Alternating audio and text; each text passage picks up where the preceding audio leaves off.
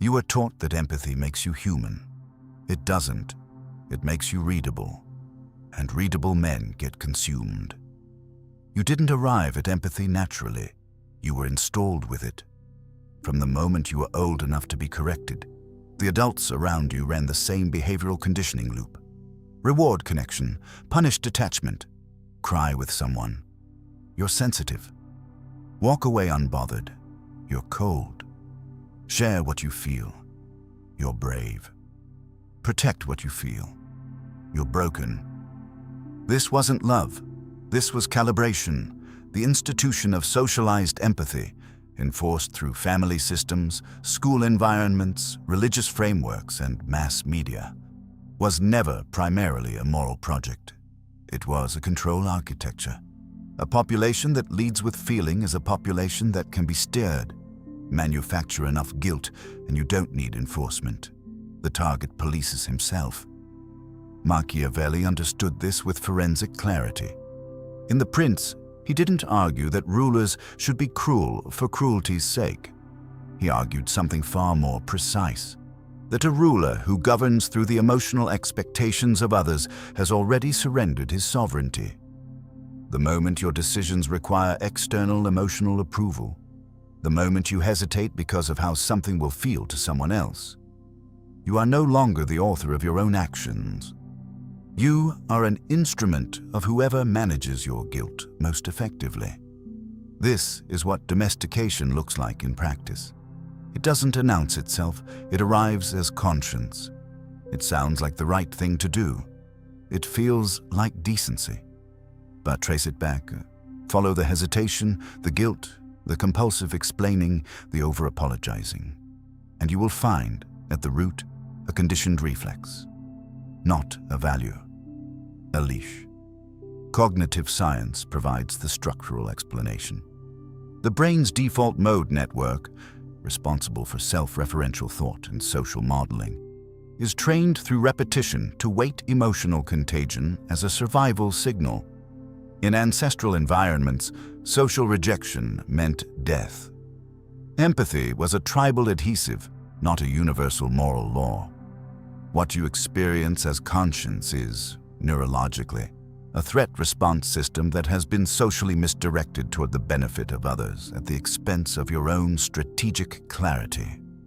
The result, you hesitate at the exact moment you should act. You explain yourself to people who are already extracting from you. You feel responsible for emotional states you did not create and cannot control. That is not virtue, that is capture. The first move toward sovereignty is not learning new behavior. It is recognizing that the behavior you currently run was written by someone else for their benefit, and that you have been executing it on autopilot ever since.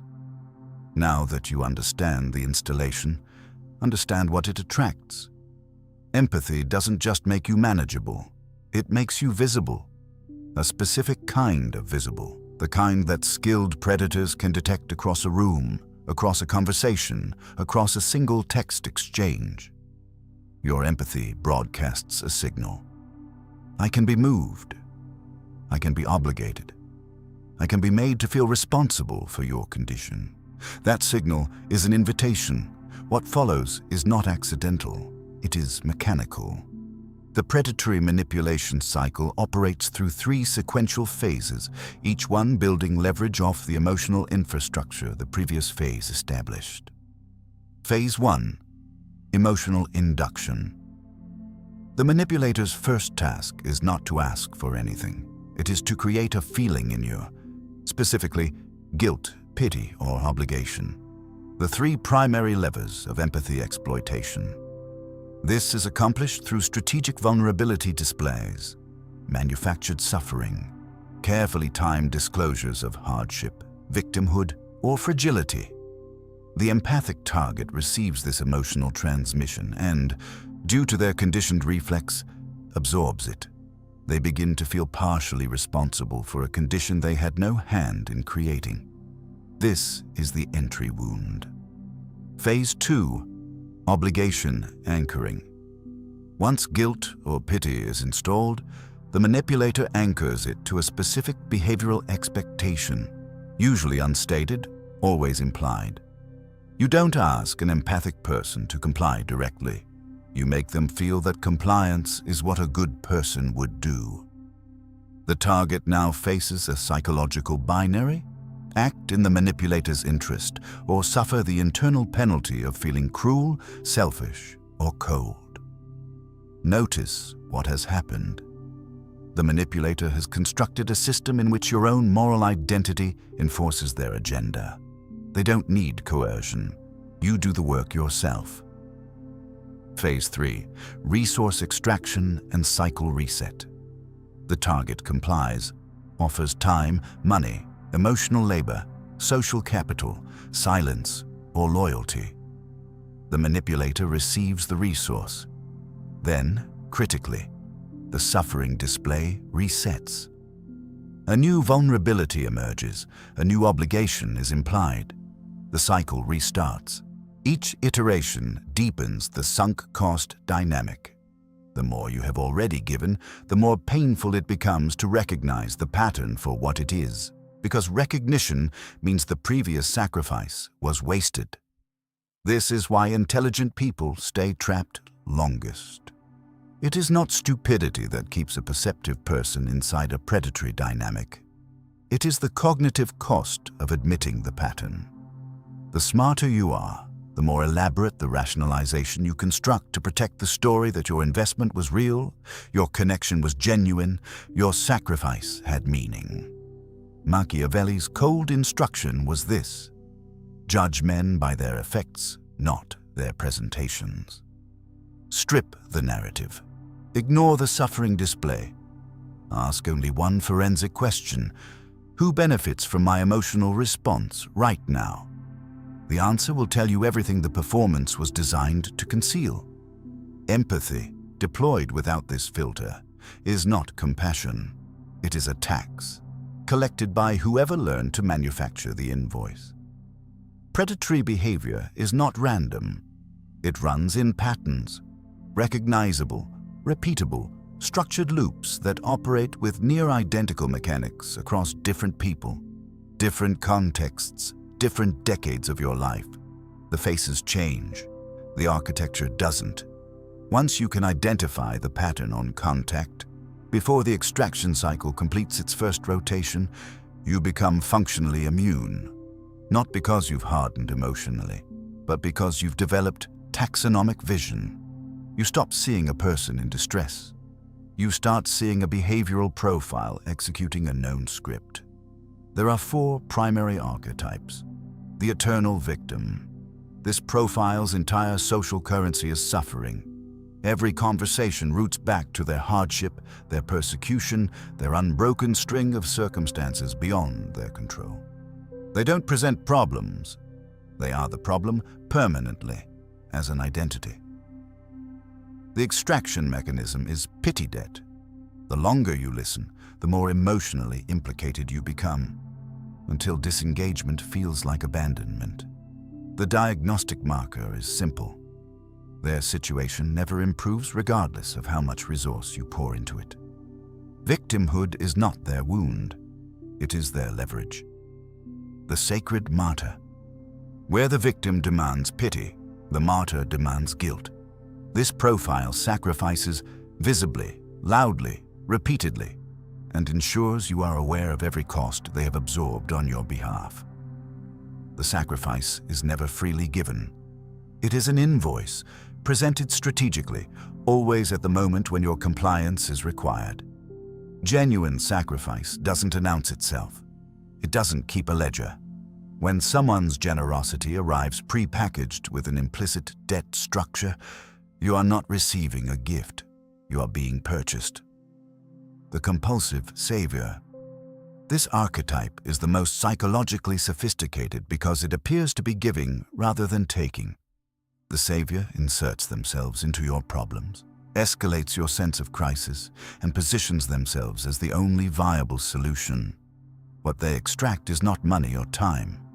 It is dependency and centrality. They need you to need them. By inflating your helplessness and monopolizing your problem-solving, they make themselves architecturally indispensable. The moment you develop competence or alternative resources, watch the relationship destabilize. Your growth is a direct threat to their extraction model. The chaos agent, the most overtly dangerous profile. The chaos agent doesn't manufacture suffering passively.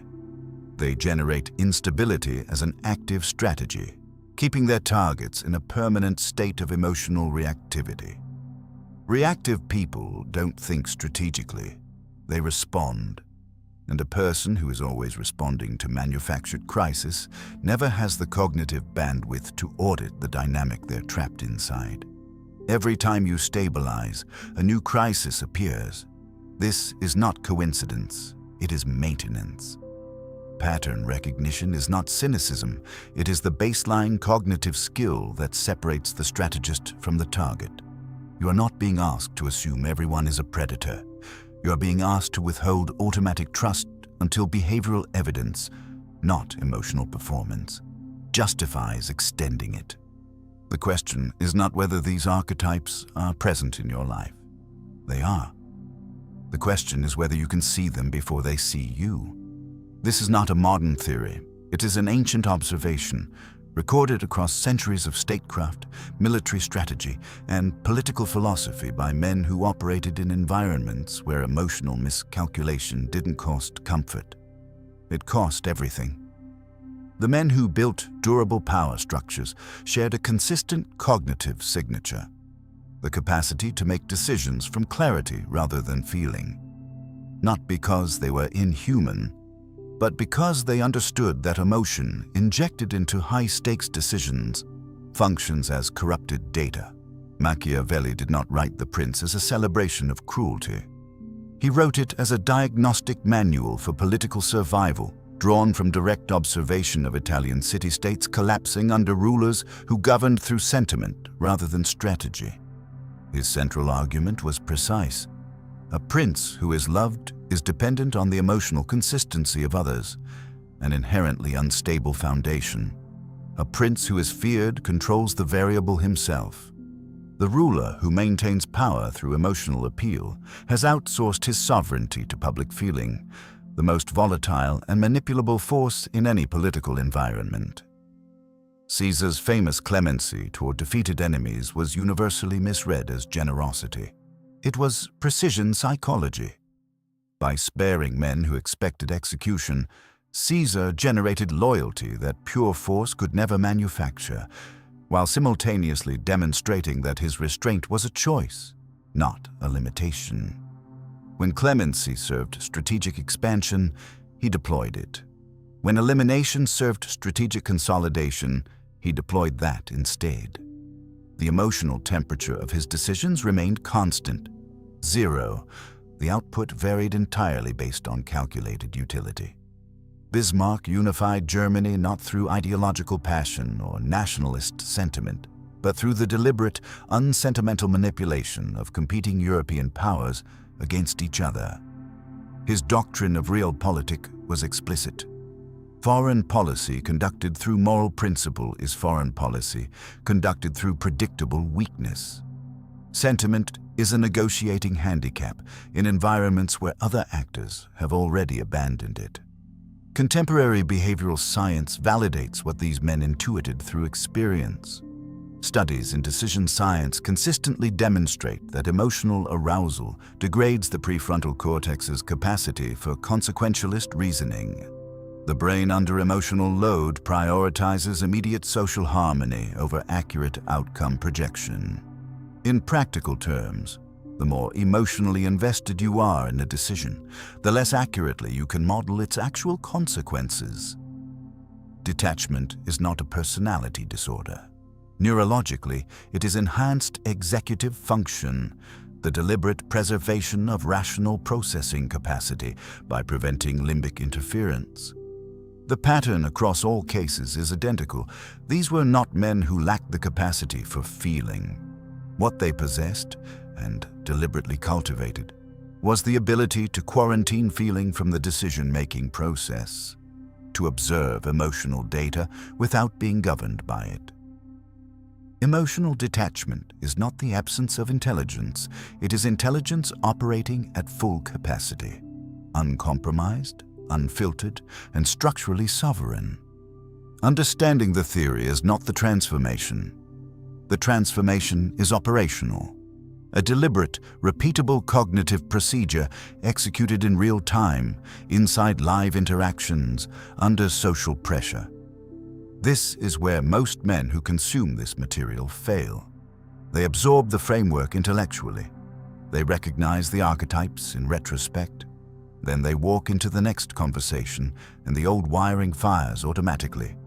The guilt reflex, the pity response, the compulsive over-explanation. Because insight without procedural replacement is just sophisticated helplessness. Step 1. Install the observation gap. The empathic reflex operates at near automatic speed. Stimulus arrives, emotional absorption occurs, behavioral compliance follows, often within seconds. The first intervention is structural. Insert a deliberate cognitive delay between emotional stimulus and behavioral response. Train yourself to register emotional pressure as data requiring analysis rather than a condition requiring immediate relief. Someone presents suffering. Before you feel responsible, ask the forensic question: what behavioral outcome does this emotional display make more likely? The gap between stimulus and that question is where your sovereignty lives. Step 2. Reclassify emotional information. Emotion is not noise to be eliminated. It is signal to be read. When someone expresses distress, the untrained mind files it under moral obligation. The trained mind files it under predictive data. What does this emotional state tell me about this person's next move? What resource is positioned just behind this feeling? You're not becoming cold, you're becoming accurate. Empathy deployed as merger is a liability. Empathy deployed as intelligence, the ability to model another person's internal state for predictive purposes, is one of the most powerful strategic tools available. Step 3. Audit your guilt architecture. Guilt is the primary enforcement mechanism of empathy exploitation. Begin by tracing every current guilt you carry back to its origin event and its primary beneficiary. Who installed this guilt? Who benefits most from your continued belief that you are responsible for this outcome? In the majority of cases, your guilt was not self-generated. It was assigned by someone for whom your guilt produces a tangible advantage. Guilt that serves only the person who gave it to you is not conscience. It is a debt collection system running inside your own psychology. Step 4. Replace obligation with elected commitment. Obligation is externally imposed. It arrives through guilt, social pressure, or manufactured emotional debt. Elected commitment is internally generated. A strategic choice made from clarity about what serves your actual goals. Audit every significant behavioral commitment in your current life through this binary. Am I doing this from elected choice or from installed obligation? The ones driven by obligation will reveal themselves immediately. They carry a specific emotional signature: resentment, fatigue, and the persistent feeling of being trapped inside a role you never consciously chose. The fully rewired processing sequence. Emotional stimulus arrives, gap inserted. Stimulus reclassified as data, guilt audited for origin and beneficiary. Response elected rather than obligated. Machiavelli's prince did not stop observing human emotion. He stopped being governed by it. That single shift, from emotional participant to cognitive observer, is the operational definition of strategic sovereignty. The framework is built, the protocol is installed, and yet, for most men who reach this point, nothing fundamentally changes. Not because the framework is flawed, because the identity resists it. You cannot run a sovereign operating system on a compliant identity.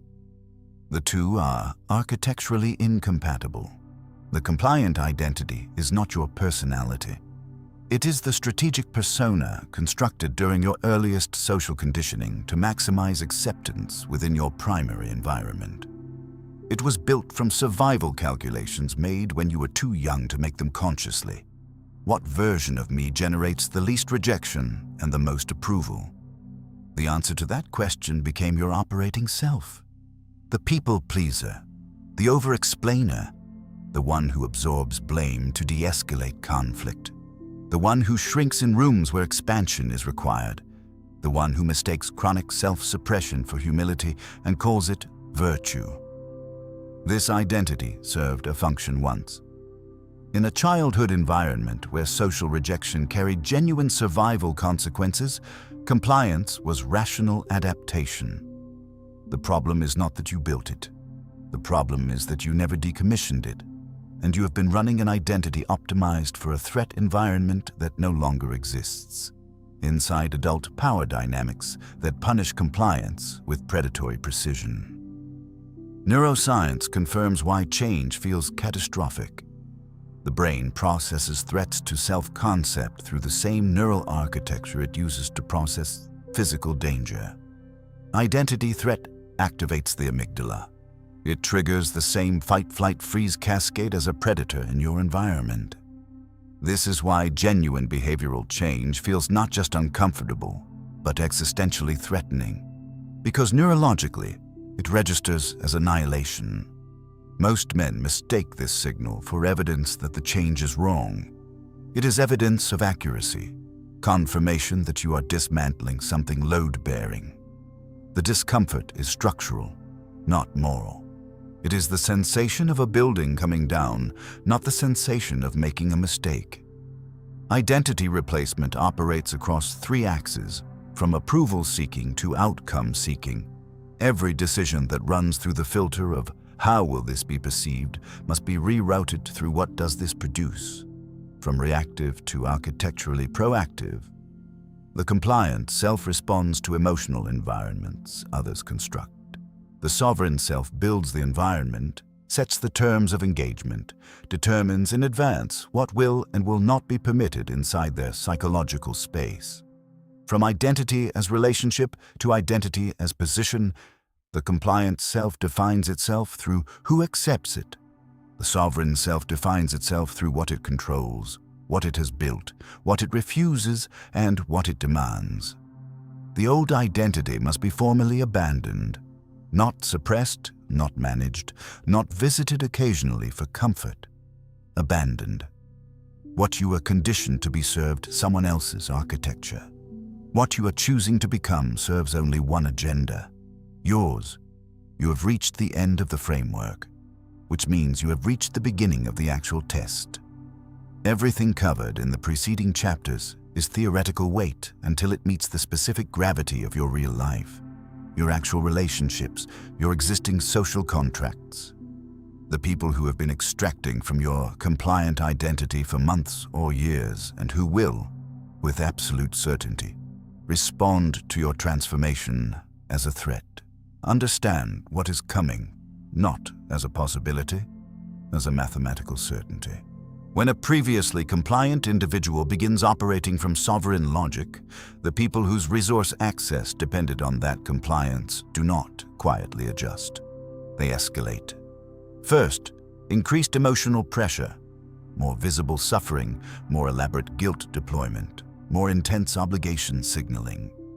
This is the system attempting to restore its previous equilibrium by applying more of what worked before. When escalation fails, the second phase activates, reframing your sovereignty as pathology.